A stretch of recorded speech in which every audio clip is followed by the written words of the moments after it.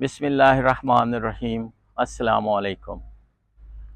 آج ہم legal studies lesson plan number 3 اور تعزیرات پاکستان کی دفعہ نمبر 52 کے بارے میں ڈسکس کریں گے۔ دفعہ نمبر 52 کیا ہے؟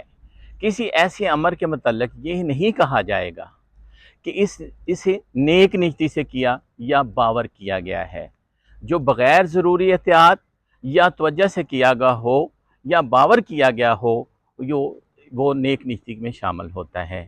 دفعہ نمبر 152 الف جو ہے پناہ دینا، بجوز 157 اور دفعہ 130 کی ایسی صورت میں جس میں پناہ لینے والا شخص کو اس کی زوجہ یا شوہر نے پناہ دی ہو، لفظ پناہ دینا میں شامل ہوتا ہے۔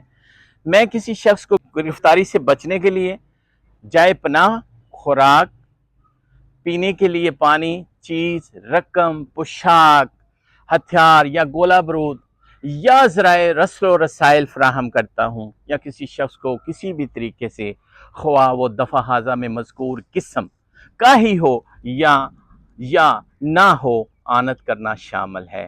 اس طرح سے کوئی بھی کسی کو جب پناہ دیتا ہے تو وہ آنت کرنا میں شامل ہوتا ہے۔